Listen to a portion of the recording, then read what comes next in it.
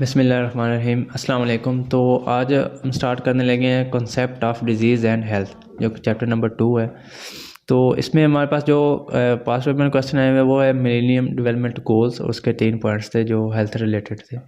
वो एक दफ़ा क्वेश्चन है। वो बाकी जो एक आया था एडोलेसेंट्स हेल्थ प्रॉब्लम्स, ये 2 आए हुए थे।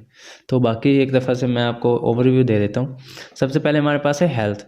तो इसकी WHO की डेफिनेशन क्या है? It is a state of complete physical, mental and social wellbeing and ability to function and not merely absence of disease और infirmity but also the ability to lead a socially and economically productive life. लेकिन बाद में इसको हालांकि कहा गया कि ये health is a dynamic process और ये स्टेट नहीं है। तो WHO की डेफिनेशन को फिर क्रिटिसाइज़ किया गया। इसकी operational definition condition or quality of human organism expressing the adequate function of organism in given conditions, genetic और environmental। तो ये इसकी ऑपरेशनल डेफिनेशन थी। इन्फर्मिटी क्या है? It means weakness and feebleness. Disease क्या है? Disease is a process which is departure subjective और ऑब्जेक्टिव फ्रॉम फिजियोलॉजिकल और साइकोलॉजिकल वेलबींग। ये सब्जेक्टिव भी हो सकती है। सब्जेक्टिव कब होगी? जब मैनिफेस्ट कर गई, फॉर एग्जांपल सिम्टम्स उसके आ रहे हैं। और ऑब्जेक्टिव क्या है? What is illicit, that is science. जब साइंस जो है वो ऑब्जेक्टिव पोर्शन में आएंगे और सब्जेक्टिव में सिम्टम जो बता रहा है हमें पेशेंट। तो ये डिजीज़ है। इलनेस क्या? It is a phenomena. It is a subjective state in which the equilibrium between body and its function is so disturb that a man is aware of his state of being unaware. तो ये illness है। Sickness क्या है? It is a state of social dysfunction, कि socially जो function कर रहा था वो काम नहीं हो रहा उससे। For example role that the individual assumes when ill, sickness role जो उसका सिक रोल आता है। ट्रू हेल्थ क्या है? An individual who is enjoying health in all the physical, mental and social planes is called true health।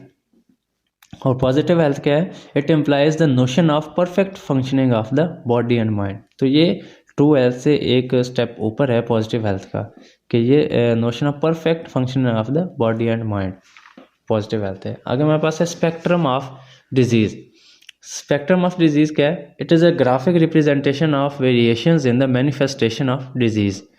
जैसे ऐसे है कि कोई भी डिजीज़ है तो उसको कुछ हमारे पास हो गए पेशेंट सब क्लिनिकल से, और कुछ हमारे पास थोड़े उसके सिम्टम्स के साथ, कुछ सीवियर के साथ, और कुछ हमारे पास कॉम्प्लिकेशन के साथ होंगे। तो ये एक स्पेक्ट्रम बनेगा, इसको स्पेक्ट्रम ऑफ डिजीज़ कहते हैं। तो इसको फॉर एग्जांपल जैसे लेप्रोसी एक एक्सीलेंट एग्जांपल है स्पेक्ट्रल कंसेप्ट ऑफ डिजीज़ का। आगे हमारे पास है आइसबर्ग ऑफ डिजीज़ या आइसबर्ग फिनोमिना। तो जैसे कोई जैसे फ्लोटिंग टिप ऑफ आइसबर्ग है, तो हमें जो ऊपर वाला उसका हिस्सा नज़र आ सकता है वो होता है जो हम नज़र आ रहे होते हैं, हमें उतना ही लग रहा होता है। हमें ये नहीं आइडिया होता कि वो पानी वाली लहर के नीचे कितना उसका एरिया है। तो यही वो फिनोमिना है कि फॉर एग्जांपल जो हम फिजिशियंस देखता है कि एक मतलब इसमें इतने पेशेंट इसके आ रहे हैं, तो उसे वही पता होता है। और जो सब क्लिनिकल या अनअपरेंट जो केसेस होते हैं उसका उन्हें पता नहीं होता, आइडिया नहीं होता। तो वही है जो हमारे पास what the patient physician sees, वो सिम्टोमेटिक डिजीज़ होती है। और जो प्री सिम्टोमेटिक डिजीज़ होती हैं वो हिडन की मैसेज ऑफ डिजीज़ में आ जाती हैं, जो अनअपरेंट या प्री सिम्टोमेटिक या अनडायग्नोज होते हैं। तो ये आइसबर्ग फिनोमिना कि हम जो फिजिशियन को नज़र आ रहा होता है वो उसका थोड़ा सा पार्ट होता है, उस होल का ना एक पार्ट होता है जो नज़र नहीं आ रहा। तो ये iceberg phenomena. Determinants of health simple से ही हैं। इंडिकेटर्स ऑफ हेल्थ आगे variables that help to measure changes और how is status of community measured. ये इंडिकेटर्स हैं, मतलब एक चेंजेस को मेजर करने के लिए। Indicators they are defined as variables which help to measure changes. जो किसी भी चेंज को मेजर करते हैं उन्हें हम इंडिकेटर कहते हैं। कैरेक्टरिस्टिक्स ऑफ आइडियल इंडिकेटर, ये कौन कौन से हैं? वैलिड होना चाहिए, reliable, sensitive, specific, feasible and relevant. तो ये 6 टोटल हैं। इसके जो characteristics of an ideal indicator, valid, reliable, sensitive, specific, feasible and relevant. आगे हमारे पास मोर्टेलिटी इंडिकेटर्स हैं, मॉर्बिडिटी इंडिकेटर्स हैं, डिसेबिलिटी रेट्स, जो उसमें हमारे पास है स्लीवियन इंडेक्स। तो ये क्या चीज़ है कि एक लाइफ एक्सपेक्टेंसी से अगर हम माइनस कर दें डिसेबिलिटी ड्यूरेशन, तो फिर हमारे पास ये आ जाता है Sullivan's index. It is expectation of life free of disability. आगे हमारे पास है हेल्थ एडजस्टेड लाइफ एक्सपेक्टेंसी और डिसेबिलिटी एडजस्टेड लाइफ ईयर। कि ये डेली क्या है, it is years of life lost to किसी भी वजह से ना, किसी डिसेबिलिटी की वजह से। One DALY is one lost year of healthy life. Next में हमारे पास है indicators of quality of life. तो ये हमारे पास 3 है। Infant mortality, life expectancy at age 1 और लिटरेसी। तो ये हमारे पास 3 है, ये इम्पॉर्टेंट है वैसे। बाकी तो इंडिकेटर्स वो जनरल से ही हैं। डायमेंशंस ऑफ हेल्थ, इसकी multi dimensional health, it is a multi dimensional. इसमें फ़िज़िकल डायमेंशंस इसके हैं, mental, emotional, social, spiritual, vocational and others. तो ये मल्टी डायमेंशनल हेल्थ। तो जो क्वेश्चन आया हुआ था वो था कि एडोलेसेंट्स हेल्थ प्रॉब्लम्स कौन कौन से हैं। तो कि ये क्यों लिखा नहीं हुआ इधर ऐसा, तो आप इसको नोट कर लें कि एडोलेसेंट हेल्थ प्रॉब्लम्स कौन कौन से हैं। जनरल से ही हैं वैसे तो, lack of exercise, junk food, smoking and no balanced diet. तो ये 4 लिखे हुए थे, तो ये आप नोट कर लें किसी का, ये एक दफ़ा क्वेश्चन आया हुआ है। Lack of exercise, junk food, smoking and no balanced diet. आगे मेरे पास था कि physical quality of life index PQLI। ये बाद आ जाता है। तो इसमें क्या क्या चीज़ें, वही जो 3 इंडिकेटर इसमें है। इन्फेंट मोर्टेलिटी जो PQLI या क्वालिटी ऑफ लाइफ इंडेक्स एक ही चीज़ है। Infant mortality, life expectancy at age 1 और लिटरेसी। तो ये 0 से 100 तक चलता है। 0 जो बिल्कुल सीवियर कंडीशन होगी, लो, और जो 100 मतलब जो अल्टीमेट डिज़ायर्ड ऑब्जेक्टिव है वो 100 पे आएगा। फिर अगर ये तीनों हमारे पास मतलब 100% होंगे तो। ह्यूमन डेवलपमेंट इंडेक्स HDI क्या है, ये it is a complex index combining indicators representing 3 dimension, longevity, knowledge और इनकम। तो कॉन्सेप्ट इसका क्या है ह्यूमन डेवलपमेंट इंडेक्स का, leading a long life, being knowledgeable and enjoying a decent standard of living. के ह्यूमन डेवलपमेंट इंडेक्स की क्या है कि एक तो लंबी उम्र और नॉलेजेबल होना चाहिए, और तीसरा एक डिसेंट स्टैंडर्ड ऑफ लिविंग, यानी कि एक इनकम वाइज। तो ये 0 to 1 रेंज इसकी है। बाकी इसका फार्मूला क्या है कि actual value minus minimum value, उसको डिवाइड कर देना maximum value minus minimum value से। तो ये तीनों हमारे पास थे, लॉन्गेविटी, नॉलेज और इनकम। इसको हम अलग-अलग करके फिर इसको एवरेज ले लेते हैं, तो हमारे पास ह्यूमन डेवलपमेंट इंडेक्स आ जाता है। आगे हमारे पास है मोस्ट इम्पॉर्टेंट इस चैप्टर का जो है heading, millennium development goals and indicators. तो ये क्वेश्चन आया हुआ था इसमें कि जो हेल्थ रिलेटेड हैं वो कौन कौन से इसके पॉइंट्स हैं, वो 4, 5 और 6 हैं। तो इसको 1 से स्टार्ट करें। इसमें हमारे पास मिलेनियम डेवलपमेंट गोल्स या MDGs, इसमें हमारे पास 8 गोल्स हैं टोटल और 48 इंडिकेटर्स।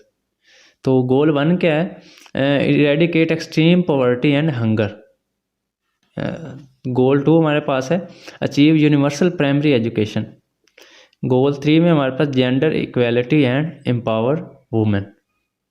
ये 3 हमारे पास है। पहला क्या था, पॉवर्टी एंड हंगर, उसको कंट्रोल करना है, प्राइमरी एजुकेशन फिर देनी है, और नंबर 3 पे gender equality and empower women. तो ये एक सीक्वेंस से याद रख लीजिए। गोल 4 हमारे पास 4, 5 और 6 है, ये क्वेश्चन था। 4 में हमारे पास है रिड्यूस चाइल्ड मोर्टेलिटी, 5 में हमारे पास इम्प्रूव मैटरनल हेल्थ, 6 है कम्बैट HIV और AIDS, malaria and other disease. मतलब ये डिजीज़ रिलेटेड था। तो ये तीनों क्योंकि हेल्थ है। चाइल्ड मोर्टेलिटी 4 पे, 5 पे इम्प्रूव मेंटल मटरनल हेल्थ, और 6 पे HIV एड्स मलेरिया वगैरह को उसको हमारे पास कॉम्बैट करना।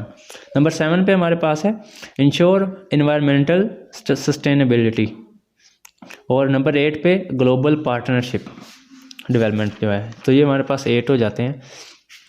दोबारा करवाते हैं। नंबर 1 पे हमारे पास था पॉवर्टी एंड हंगर कंट्रोल करना, 2 पे प्राइमरी एजुकेशन, और 3 पे gender equality and power women, 4 पे रिड्यूस चाइल्ड मोर्टेलिटी, नंबर 5 पे इम्प्रूव मटरनल हेल्थ, 6 पे HIV एड्स मलेरिया वगैरह कंट्रोल करना, 7 पे इन्वायरमेंट सस्टेनेबिलिटी, और 8 पे हमारे पास ग्लोबल पार्टनरशिप आ जाती है।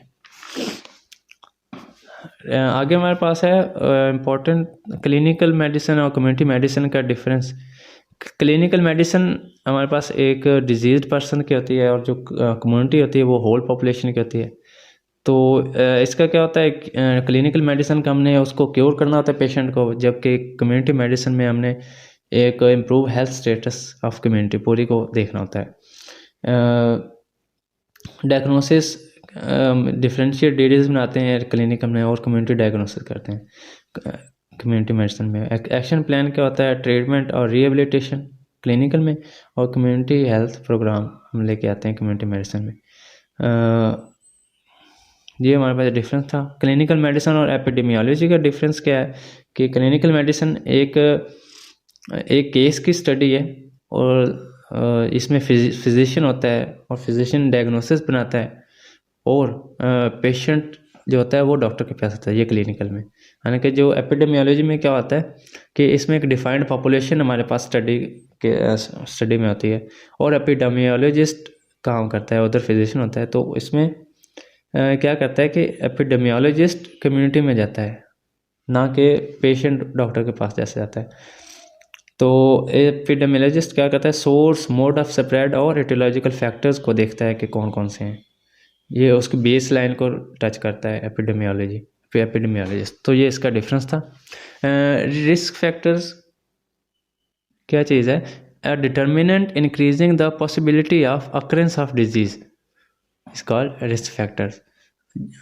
और ये बस ये इंपॉर्टेंट चीज़ है। एजेंसीज जो हैं वो म्यूनसिपल कमेटी है, cantonment board, railway, industrial organisation होते हैं, सोशल सिक्योरिटी काउंसिल, और गवर्नमेंट हॉस्पिटल, हेल्थ डिपार्टमेंट, और वॉलंटरी एजेंसीज होती हैं, ये जो ऑर्गेनाइज कम्युनिटी हेल्थ एक्टिविटीज़ में इन्वॉल्व होती हैं। तो ये हमारे पास चैप्टर 2 कंप्लीट हो जाता है। इसमें वो इम्पोर्टेंट था MDGs, उसके गोल्स, और physical quality of life index PQLI ये था, और बाकी आइसबर्ग फिनोमेना वैसे देखने वाला था एक दफ़ा। तो इसके साथ चैप्टर कंप्लीट होता है। तो इसके साथ ही खुदा हाफिज़ और अस्सलाम वालेकुम।